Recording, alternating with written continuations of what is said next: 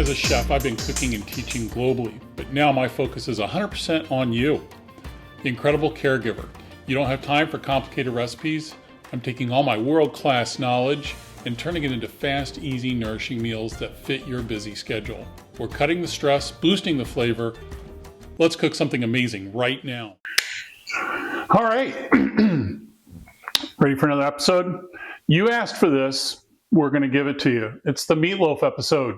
We're gonna do meatloaf, meatballs, and meat sauce, kind of combining the three, show how we make a master batter of meatloaf, and then we can turn it into meatballs. Then we can also take that and turn it into a chunky meat sauce. And we're gonna go through all those today.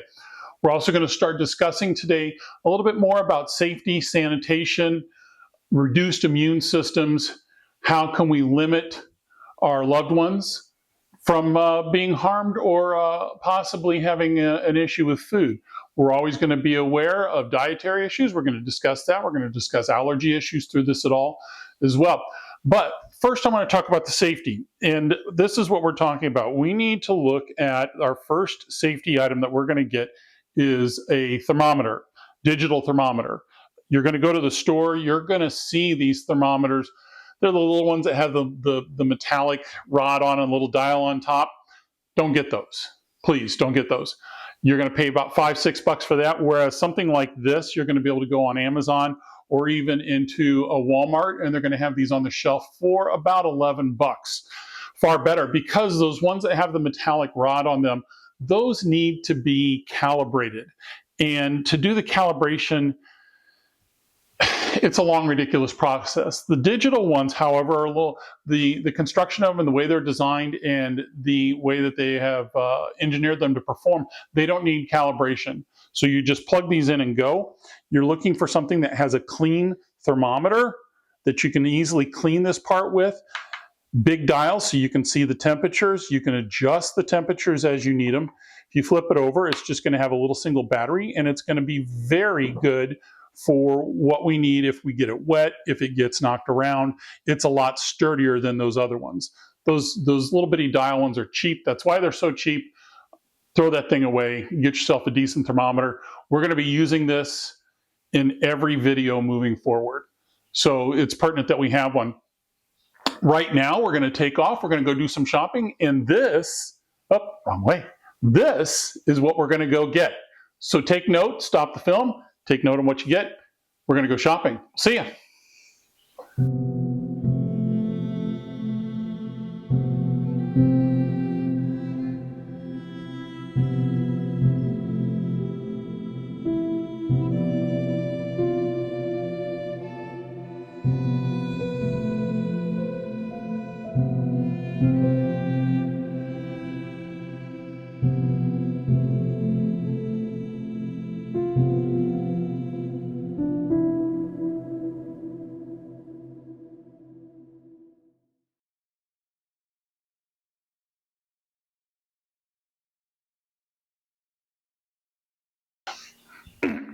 As you can see, we've got everything ready to go. So now we're going to start going into some safety and sanitation.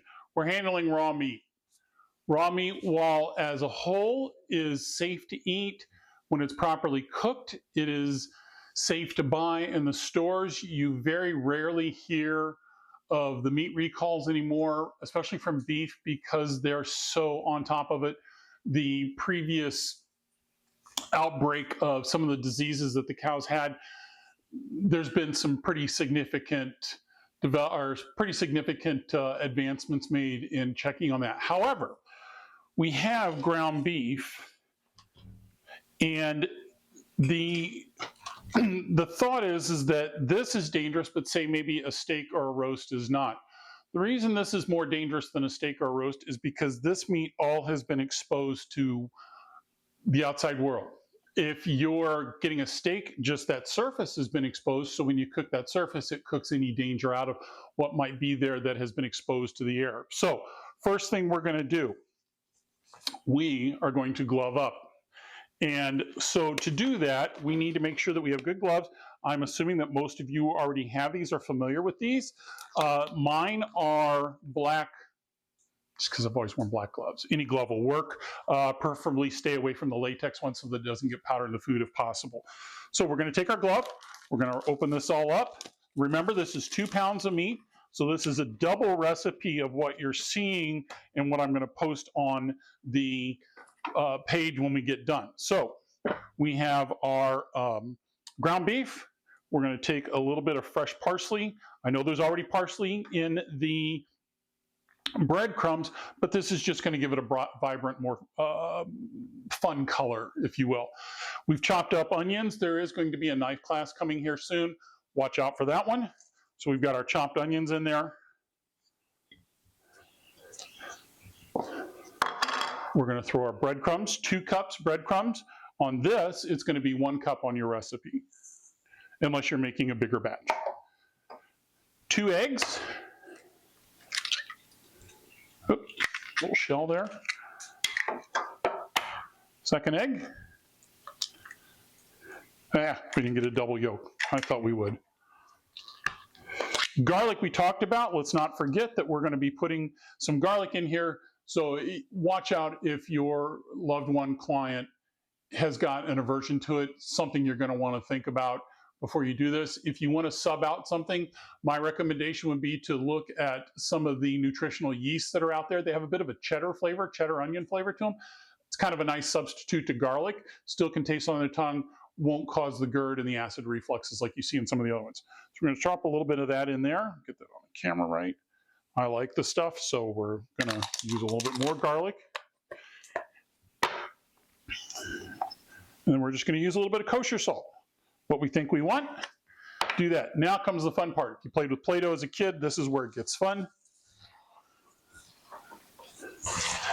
And we're just going to mix that in there until it thoroughly mixes. You're going to know when it's thoroughly mixed when you don't see any really more dry breadcrumbs. That means that the breadcrumbs have been incorporated and the egg has all been completely incorporated too. So we're just kind of taking this, and what we're doing is we're just grabbing a handful and we're squeezing it to mix it together. Squeeze to mix together. The other thing this is doing is this is breaking up some of the proteins in the meat. So if you'll notice that the meat is turning like a little whiter, we've kind of stretched some of those fat proteins out of there, and they're going to work. And then what it's going to do is it's just going to make a smoother texture when we eat the meatloaf. If you like a rougher texture meatloaf, that's fine. Use a little less breadcrumbs.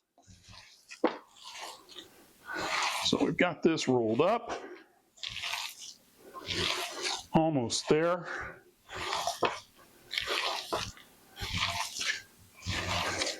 Take and turn that over completely. Oh, see, got some more breadcrumbs in there that we need to get worked out.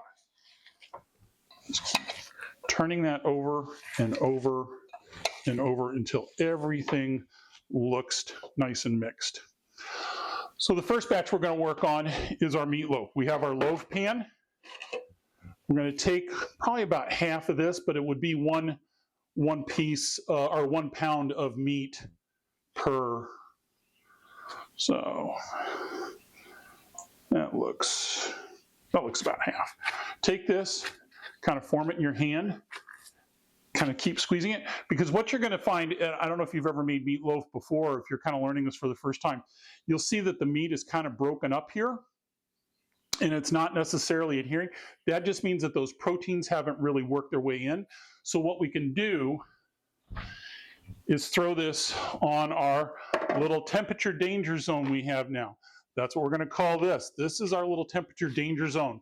We have now put raw meat on here. We cannot put anything else on here until we clean this surface up. And we'll talk about kind of the cleanup as we do this. This is why we did all our fresh vegetables first. This is why we did everything else, because the meat is going to touch it last. So,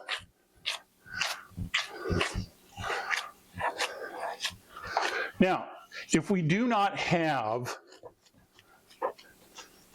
a loaf pan as such, you can form the loaf just like so on the on a cookie sheet.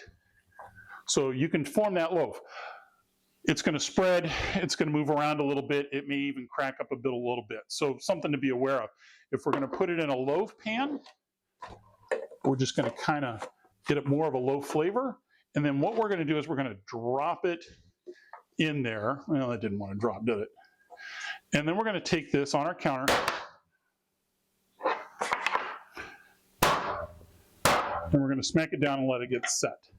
And then we're going to talk more about that here in a minute. Next, we're going to talk about the meatballs.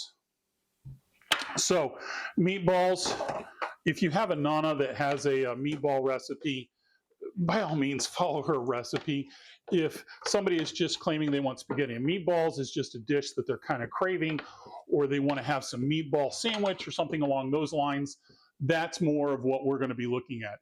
If you've got a family recipe, please, I'll be getting phone calls, and I really don't like pissed off grandmothers. So we're going to take and roll this about the size of a golf ball. There we are, about the size of a golf ball. You see that? And we're just going to lay it right on the sheet.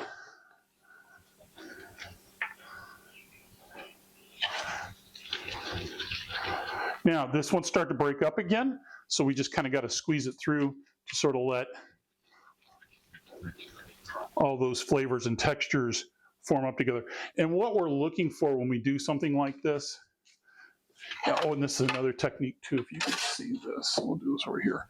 Take it and put it on and roll it like so. Now, if you haven't noticed, these are fine motor skills. This is something we can take and ask our clients and our loved ones to help us with. This is a fun little job. So just have them sitting off to the side. You can be working on other things, and this is something that they can do. Put them some gloves on them, ask them to get in there, and let's go roll some meatballs.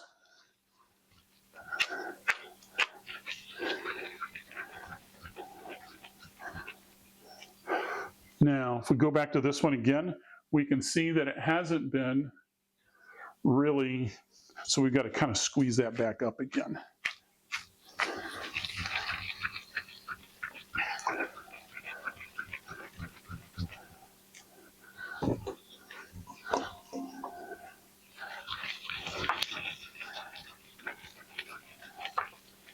Just put a little pressure on it on the front end.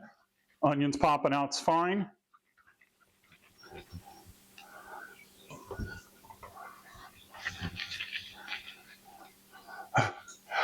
Here's a problem I had as a chef for the longest time. My meatballs would get progressively bigger. Used to drive me nuts. I think I had this all figured out, and then go back and look, and there's the perfect little small one that I did at the beginning, and then I look at the end and there's a softball at the other end. So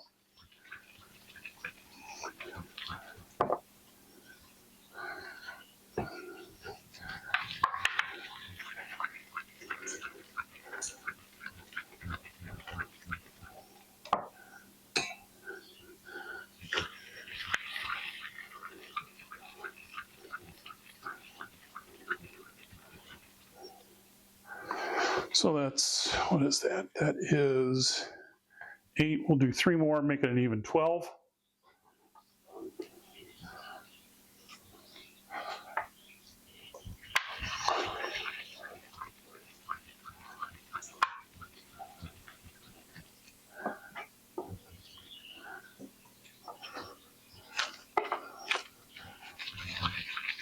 Now, you can see if this is something you're just going to do one dish of, you might as well do several. Might as well just make it worth your time, because the time that you're going to spend to do this on a one item or a one meal, this is just as easily to turn into something that you can have 3 or 4 meals. And if you're going to put the time and effort into it, it'll taste like it even after you've had to reheat it, or if you throw it in the freezer or do something along those lines to save it for later, it's still going to have that great flavor that we're looking for. So we've got that. And set aside. Then we're going to go to the meat sauce next. We're going to put these in the oven, come back, make our meat sauce, talk through a quick, very quick marinara sauce. I call it marinara. Traditional Italian dish, it's called a pomodoro, which is just basically garlic, basil, tomatoes, and whatever other flavor you want to put in there as far as a protein. So we're going to kind of clean this all up, and then we're going to get reset. We're going to go to the oven, and we'll talk about that. Oh, oven just let me know it's ready. So we'll see you in a second.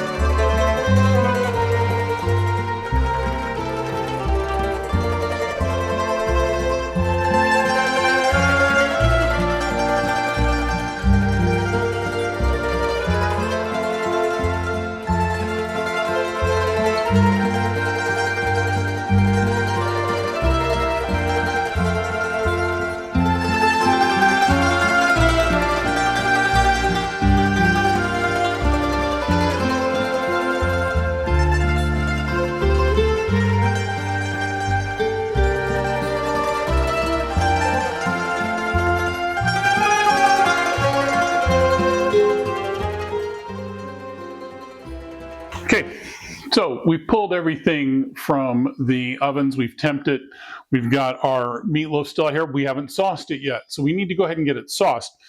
And one of the things that I've read in some of the recipes that are out there is they want you to mix ketchup, brown sugar, and Worcestershire sauce. That's barbecue sauce. So if you're inclined, or you have a client or a loved one who has diabetes, or you're looking for some alternatives to that, just be in mind when you do that, there are some sugar-free barbecue sauces out there that are very, very good. There are some alternatives to putting it on here. I have seen low sugar or no sugar ketchup. So just read your labels and watch it. And if you're really interested, we might even be able to do a whole series on diabetes cooking as well down the road. But for now, we're just going to kind of watch how we do this as far as just with some barbecue sauce that we've got here. So I had, there it is, gosh, blended right in. So we've taken a little bit of barbecue sauce, put it on our meatloaf, and all we're doing here now is we're putting basically a sauce on here. We're going to cook it back off just a little bit more, let some of the water reduce out of the sauce, and create a little bit of a crust on that. So we're going to go ahead and go pop that in the oven, let it brown off. While we're doing that, we're going to go ahead and start making our meat sauce, and then we'll wrap up with a quick tasting at the end. So get our skillets out and get them ready. We're going to step over here, get our loaf ready to go into the oven.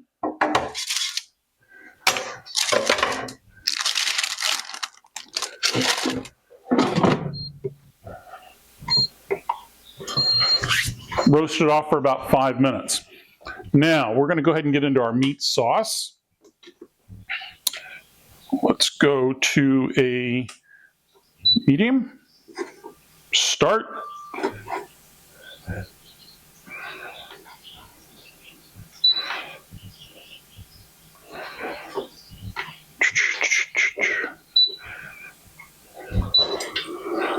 There we go. Get our little bit of meat that we had stuck back in the fridge. Set that out. Remember, we're still handling some raw meat here.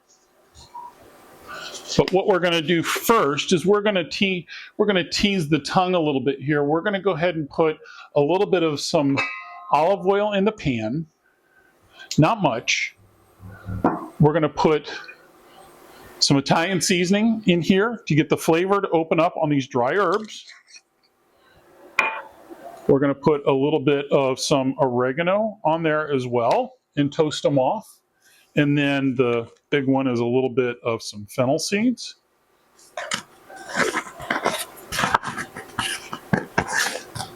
And finally, some crushed red pepper. Now, again, let's remember, this is a personal taste.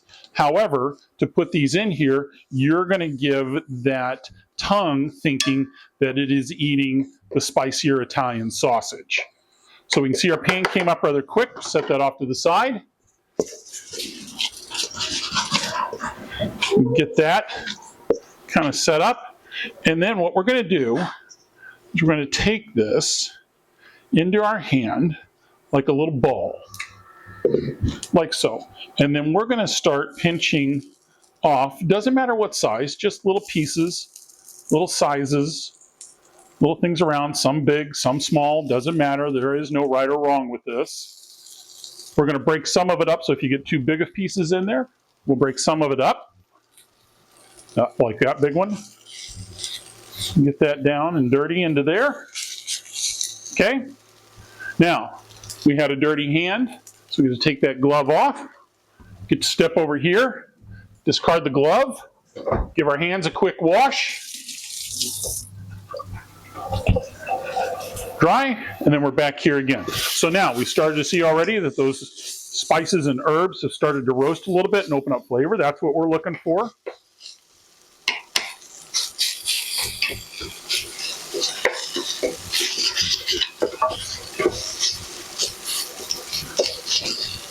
Now you're going to see it has the look of an Italian sausage, which I think is just kind of one of those little tricks that you're using beef, not pork, but it's going to have that Italian sausage flavor to it. And we roasted those ahead of time to kind of get the flavors to open up. Next, we're going to go ahead and bring out our tomatoes. So we bought whole tomatoes. I think whole tomatoes just for personal, I think whole tomatoes for on a personal note, you're getting the whole tomato. You know you're getting the whole tomato. You don't know if you're getting scraps with the other stuff. So this is just something I kind of like, knowing I've got a whole piece of fruit in a can. It's about the closest to can as you're going to find. So I'm going to take our hand in there. Those tomatoes we're just going to go do one time. Remember how we did the meatloaf earlier? Just one time through, bust those bad boys up. You hear the water already dripping down in there. Fun little sound. Back over here, clean glove. Now, I'm going to turn it down to a medium-low. Get our little spatula.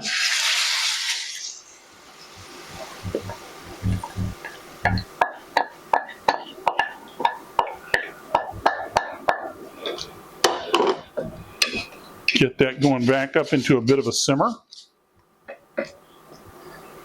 Break some of those pieces up. Let it come back up. While we're doing that and letting it come back up, you can use this dish, and this is nothing more than a pomodoro sauce, an Italian peasant pasta sauce. And pomodoro is nothing but tomatoes, olive oil, basil, and garlic. So we basically have a pomodoro. So if you have somebody who is vegan, this is a great little marinara sauce or a tomato sauce that you can use. If you want to add stuff to it as you go along, you can. As you can see, this is something that's a very quick one-pot meal that we can put together, and then we can take this, put it away for later, or we can take and portion it out, freeze it off, put it in our little cups, and away we go. So we're going to let this come back up. I'm going to turn the heat temp back up a little bit again. Let that come up and start bubbling.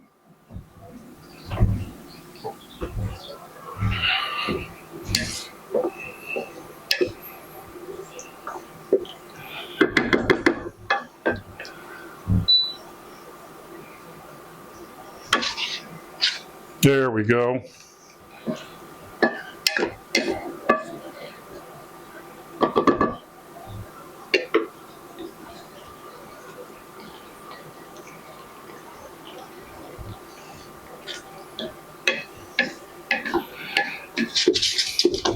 Now, as we're making a sauce like this on the stove, one of the things that we want to constantly be working on is tasting and adjusting and tasting and adjusting and tasting and adjusting. We're always tasting and always adjusting.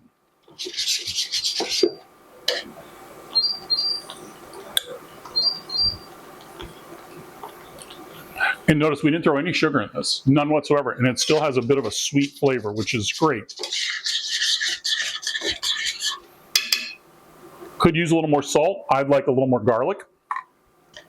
I'm going to take and put a little more garlic in there.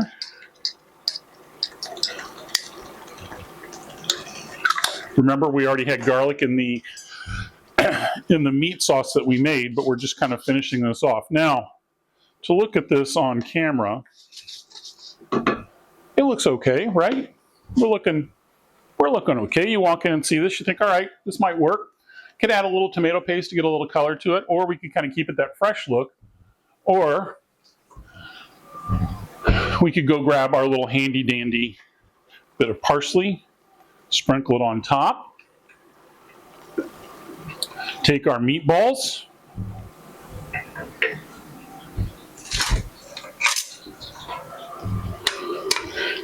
nestle our little meatballs in there.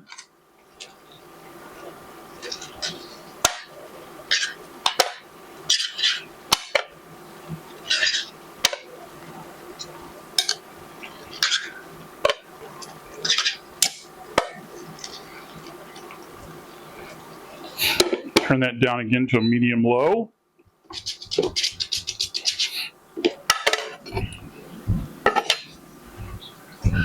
Then if I remember right, we have some grated cheese that we could sprinkle on top of this.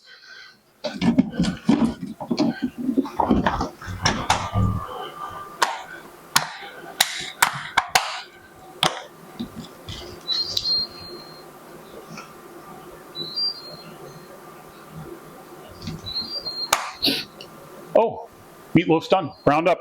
It was really quick. Oh yeah, pretty caramel.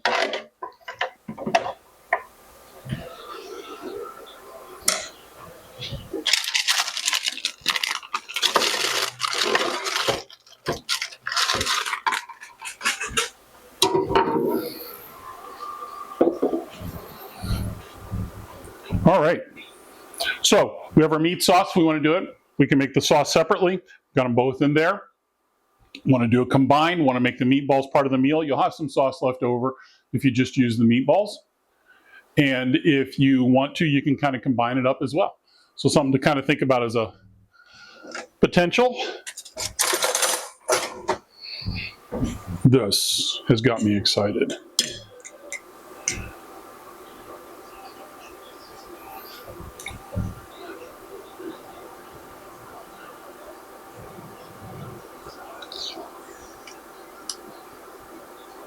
Oh yeah. Yeah, that's it. That's the one. So stick around. We're going to do some tips and tricks afterwards. And watch out for the next video because it is all about the holidays. We're going to cook a whole turkey. We're going to talk about how to break it down. We're going to make mashed potatoes and probably something along the lines of either roasted carrots or a green bean casserole. So keep watching. That's the next video. Thanks, everybody. That's a lot of food, isn't it? Let's talk about that. We've done some meal prep for some things that we have. So we're going to portion it up.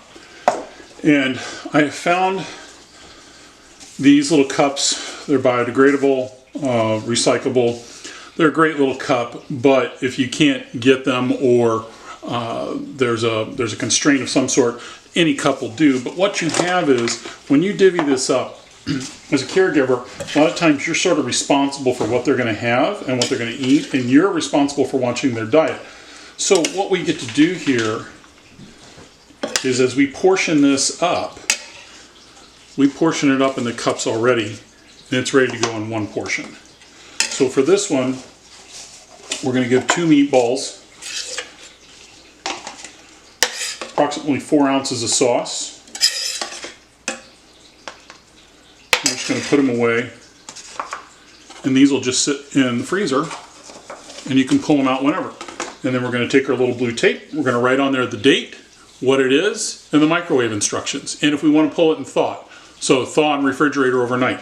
Speaking of which, pay attention because we're going to be talking about a lot about that. We're going to use our thermometers a lot more next week as well, so just bear that in mind. Good luck.